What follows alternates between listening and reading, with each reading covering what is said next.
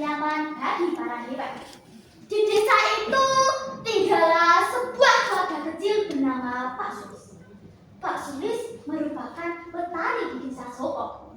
Beliau mempunyai 2 orang anak, perempuan dan laki-laki bernama Deno dan Boy.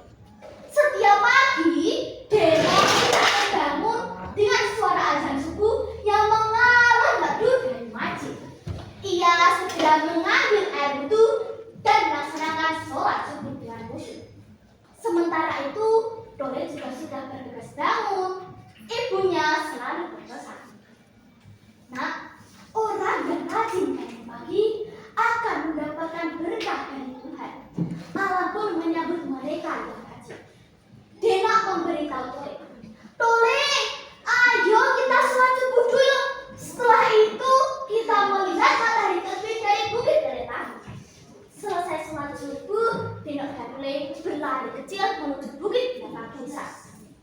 Udara pekat memenuhi paru-paru mereka. Tole mengajak Dena untuk melakukan peregangan dan senam terlebih dahulu. Tole berkata dengan penuh semangat, "Rasakan itu, Dena. Udara pagi ini sangat segar sekali. Karena pohon-pohon di hutan kita masih banyak. Kalau pohon-pohon di hutan kita hilang, kita tidak bisa berolahraga senyaman ini." "Betul, Tole. Udara segar, sejuk di tubuhku." "Betul, Dena. Ayo kita lanjut berolahraga lagi." Selesai berolahraga, Deno dan Tole berlari ke rumah dengan pipi merah dan nafas terkalunan. Dena membantu ibu menyiapkan sarapan di dapur, sedangkan Tole membantu bapak menyiram tanaman. "Bapak, Tole bantu menyiram tanaman ya."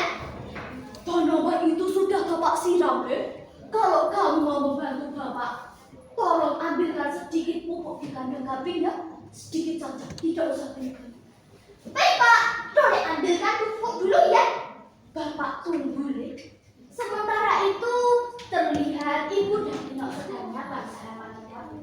Tiba-tiba Deno berkata, "Bu, ternyata kalau kita merawat dan menanam tanaman kita sendiri rasanya lebih sehat dan lezat ya, Bu." Ibu mengelus kepala Deno dan berkata, "Betul, Deno. Makanya kamu harus rajin merawat tanaman agar kamu tahu bagaimana cara merawat tanaman yang dengan benar." "Baik, Bu, Deno akan rajin merawat tanaman."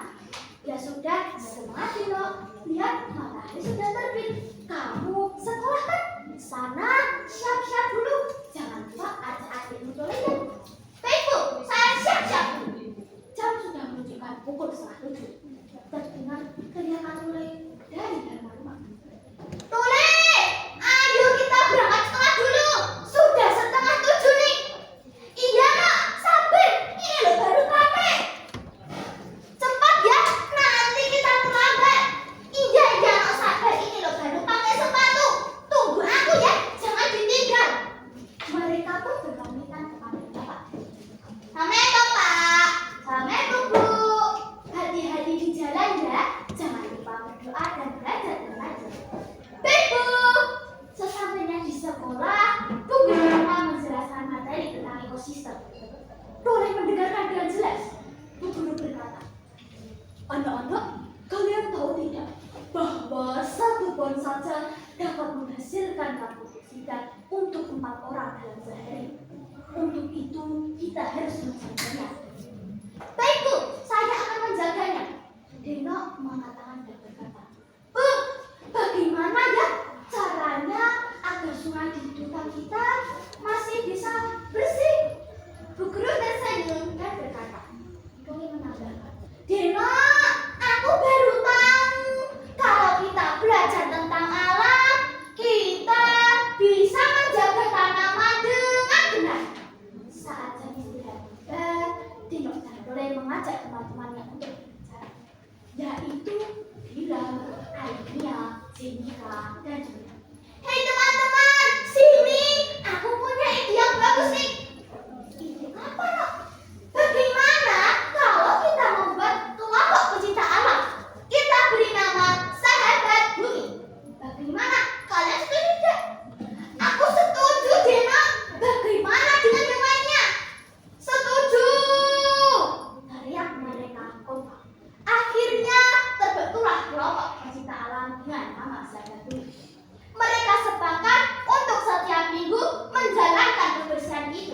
antara lain membersihkan sungai, membersihkan sampah, dan membuat kompos dari sampah dan haus.